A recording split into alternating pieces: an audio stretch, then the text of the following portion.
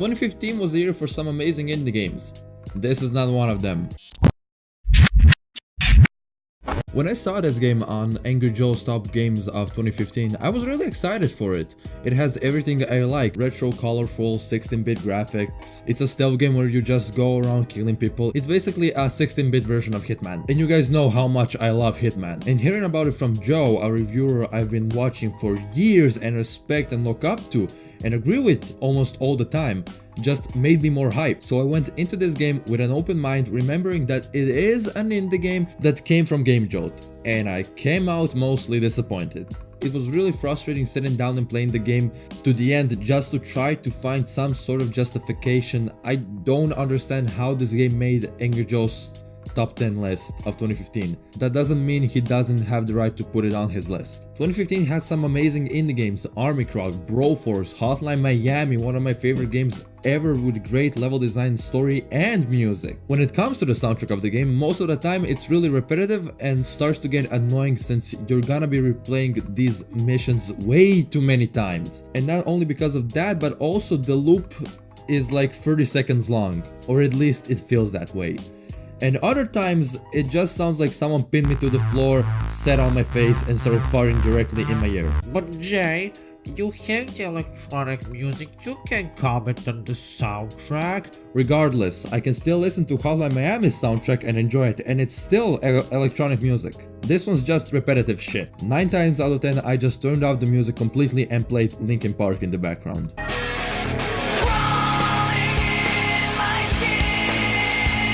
However, music taste is subjective, so you might feel different. Just a heads up, I'm gonna be spoiling everything about the game, so if you're in any way, shape or form interested in the story about the game, which you really shouldn't be, leave this video right now. You've been warned. The story is simple, and the only reason why I stay playing the game, because I wanted to see if it's the good part about the game.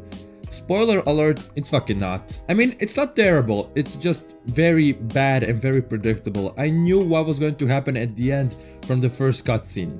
That's not a joke. The story is told from the perspective of a detective who has been following you since the first killing where your daughter got killed. Where you killed his daughter, actually. He's retelling the story to an interviewer who's talking to him in a very provocative voice. Did I spoil the ending yet? You play as a normal guy who gets woken up by a party next door one night and you decide to kill everyone at the party. Sounds reasonable, I can relate to that. The first mission is one of the 3 interesting missions in the whole game, because we have some background as to why the killings went through. After that, you just go on killing all over the state and there's no explanation as to why. My theory is that he got addicted to killing, but this is never explained in the game. In my opinion, it would have made a lot more sense if he went into hiding and had to avoid the cops and only killed the cops if they crossed paths. And you hated it because you realize in what monster you are turning into, and then you embrace it, and okay, I'll stop before I write a whole script. Having said that, the first mission is where the cops first encounter your killings, and that's where the narrator's daughter gets killed. Although she wasn't, she just faked her own death and went killing with you, but this doesn't make sense whatsoever and it's never explained. How and why did this girl fake her own death is not explained at all. This cop had to identify the body and the paramedics had to take the body away, and it just doesn't make any sense. Stop trying to be mysterious, game, it's not really working out for you. Not to mention the dialogue is so poorly voice acted, I started cringing. The interviewer sounds like a lame ass version of the Joker, and the cop sounds like a Chinese knockoff of Batman. Perhaps it was when they realized that the party was already dead. Excuse the pun. Speaking of dead, wasn't your daughter Katie at that party, Mr. West? Seeing her blood zigzagging between those bathroom tiles, it was like a sledgehammer using my stomach as a welcome mat. It just made this bad written story even worse. Your daughter is a fan of the killer's work for some reason, which again is not explained. So she decides to go on a killing spree herself on a beach in Miami. Until this point, I even kinda enjoyed the game. Okay, the dialogue is annoying and cringy, and the story is predictable, but I can look past that.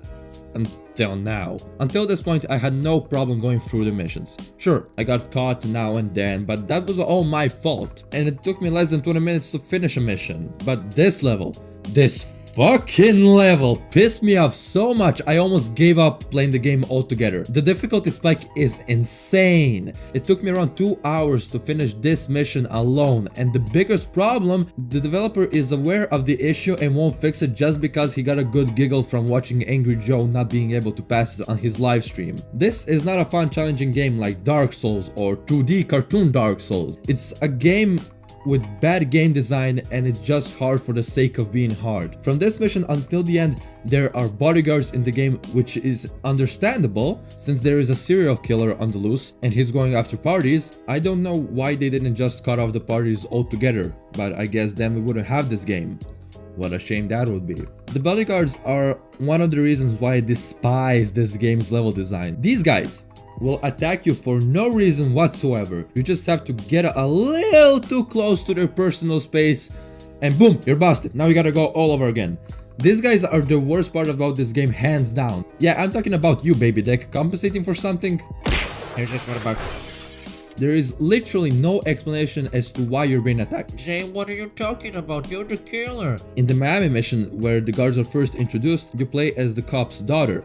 And no one knows that you're about to kill anyone. And if no one sees me killing anyone, why am I being attacked in a free-for-all party? It's not like I need an invitation. And even if I did need an invitation, it would have made a lot more sense to just kick me out of the party if I don't have the invitation, not to beat me the fuck up. And another thing, when you play as the killer, no one knows who you are. No one knows that you're the killer. If they did, I really don't think everyone would be so chill when you waltz through the front door. There were too many instances where I almost killed everyone at the party, like 53 out of 58 people. And then a guard attacks me and boom, now I gotta go all over again for some fucking reason. And you'll be doing that a lot in this game. Going over and over and over again through the same exact missions every single time. This wouldn't be such a drag if it was well made, but it's not.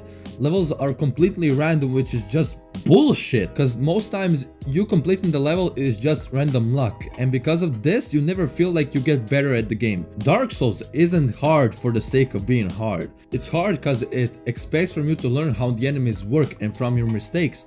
This game doesn't. And another example is Hotline Miami. It's fast paced and requires quick reactions, and when you die in this game, you know it was your fault. You know what you did wrong. You learn how to approach every area. You won't be screaming how and why every 5 minutes like in this game. In every mission you get 1 or 2 randomized special items that you can use. These range from totally useless, which is most of them, to pretty good, which is 2 of them.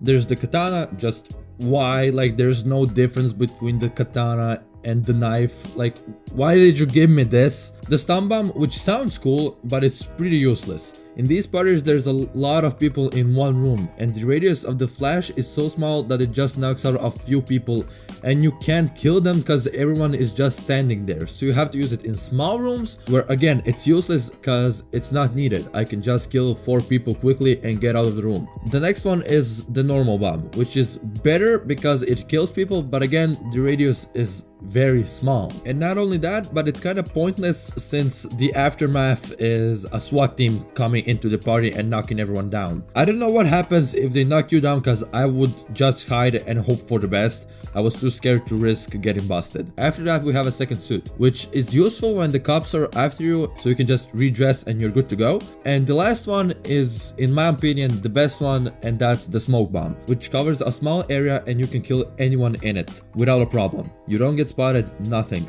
Just be sure to get out of there before the smoke clears, because if you're seen standing in a pile of bodies, you'll get busted. Which is fair since the cops can also be called on other people if they stand too close to the bodies as well. Another problem I have with these levels is that they're exactly the same. Every level goes like this. You get in, activate all the traps, some fall, some explode, and some poison people, or run them over. They even look the same. After that, you activate your ability that you've picked up, and then you just wait for people to be alone before killing them and pray to God you don't get kicked in the balls by the bodyguards. This, combined with the awful level design, just makes no room for any sort of strategy. There's no point and no way for you to strategically plan out what you're gonna do.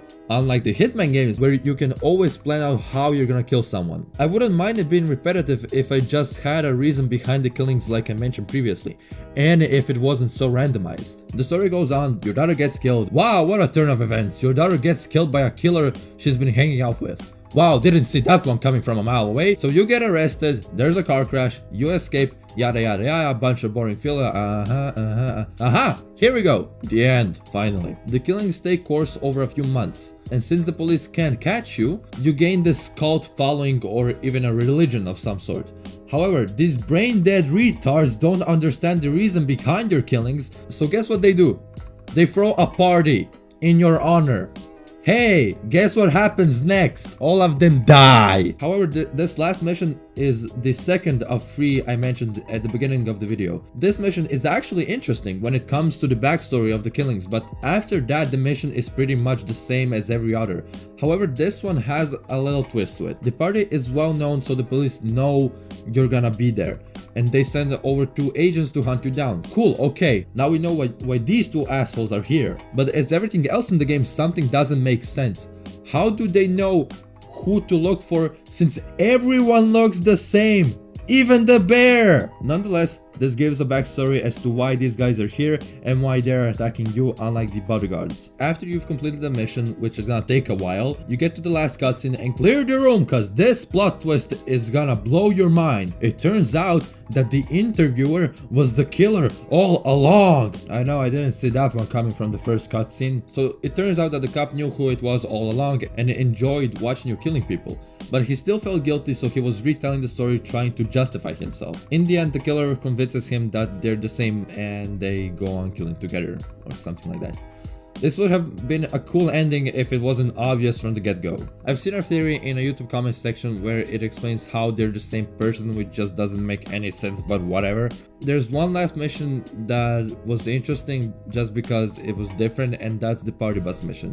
It wasn't anything special, but it was different and you felt empowered because these people were trapped with no escape. The last thing that bothers me is the fact that the game doesn't explain anything gameplay wise. It gives you a small tutorial and then gives you tips throughout the game in form of newspapers, which are, like everything else in the game, completely random. You would get some tips multiple times and most of them aren't even helpful, like press E to kill someone, or press space to activate a trap. I got one that said I could throw objects, but since I didn't know how or what I could pick up, and there's no option for picking stuff up in the options, this was completely useless. And I got it in the end of the game, so even if I could do that, and it turns out to be very useful, why wouldn't you give me this helpful tip at the start of the game, or put it somewhere in the middle of the game and make it very useful? This is all in all a shit game, and I won't recommend it to anyone. However, I will give it a pass because they are making a sequel which I hope fixes everything wrong about this game,